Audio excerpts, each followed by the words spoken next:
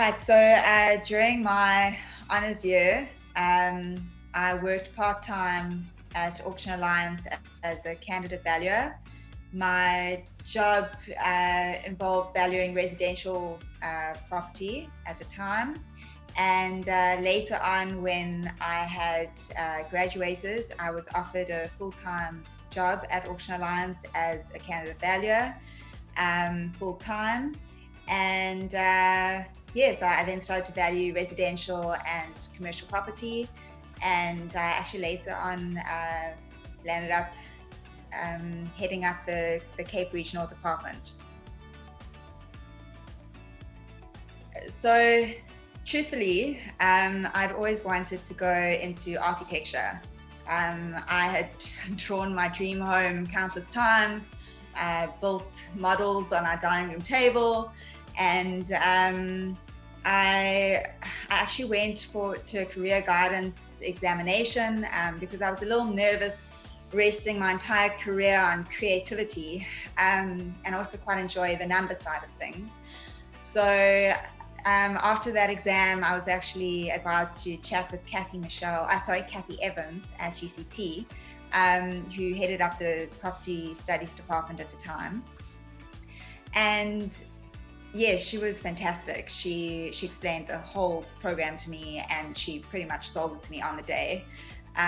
The property studies degree was just so broad. It covered property finance, it covered property law and valuations. And I just felt like it was the right route for me, and I could just see where my strengths would lie.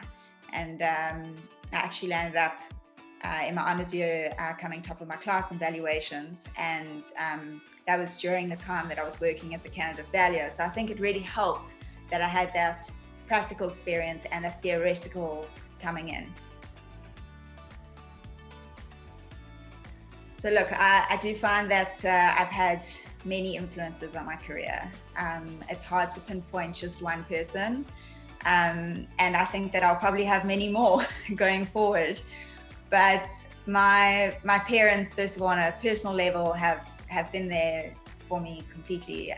They put me through university, they've guided me, supported me. My husband is my pillar of strength, and he's been supporting me since my honours year at UCT. And through getting my first job, starting my own business, juggling motherhood and working, been through it all. And on a professional level, so my first mentor was Gavin Adey. He was the Cape Regional Head at Auction Alliance at the time. And he taught me from the very beginning. And then when he emigrated, he appointed me to take over as Cape Regional Head. I was very young, and I had a lot to learn. And Jan Oberholzer took me under his wing. He was the national head at the time, and he guided me further. And then when I started my own business, I went into business with Jerry Margolius, and he has helped me grow professionally beyond what I was even expecting. And yes, I'm just trying to think, like also just from a UCT side of things, Kathy Evans, who introduced me to the degree, was a massive influence. And Kathy Michelle, she was actually my thesis coach. I think that's the terminology for it. And she was a very big influence for me. So yeah, I think I've been very blessed with a variety of people who have guided me through my career and my studies. It really is a juggle. I mean, you hit the nail on the head. It's there aren't any tricks beyond the fact that you just have to really work hard, be committed, be prepared to work beyond the normal working hours. And yeah, I think it's just about survival, but I try and fit everything in. So I think it really helps that I have my own business, and I can juggle inspections and report writing and fetching the kids and taking them to extramurals, etc. And I do find that I personally believe that family comes first. Okay, so as I was saying, I do feel that there's more than one issue in the profession, but I think that that's the case with any profession.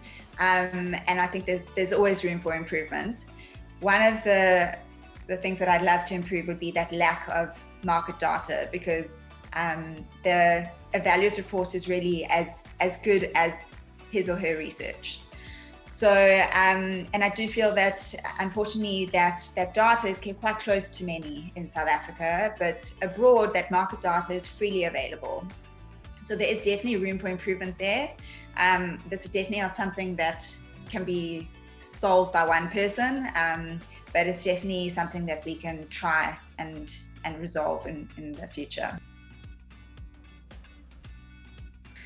I think the challenge, I love challenging myself, but I find that every property is unique. So every property brings with it its own challenge, and nothing's predictable in valuations.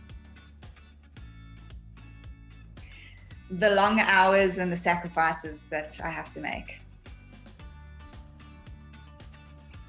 So I've always wanted my own property portfolio.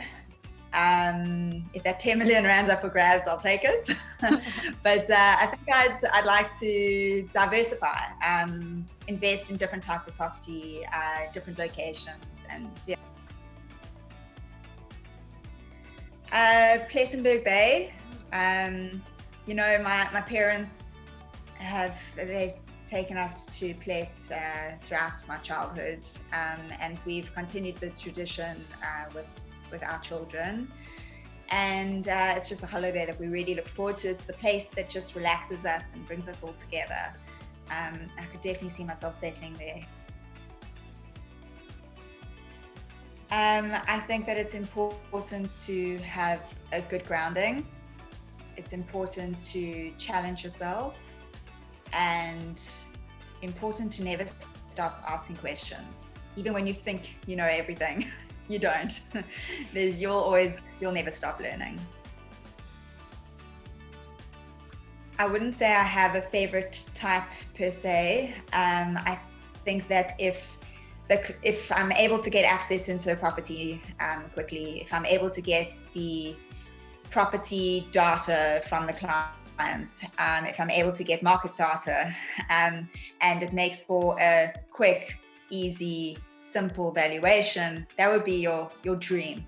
But unfortunately, that's not always the case. And that then leads to my least favorite, which would be where your valuations tend to prolong and to drag on. I think it really helps work shadowing and speaking to other valuers in the industry. You know, join the SAIV as a student member, sign on to our webinars, just familiarize yourself with the profession, and it'll open up doors and you can just speak to people, because I think that networking is really to your advantage, you know, from a job perspective as well. But you really need to understand what profession you want to go into, and you need to be passionate about it. So make sure that this is something that you are passionate about, and you'll make a success of it.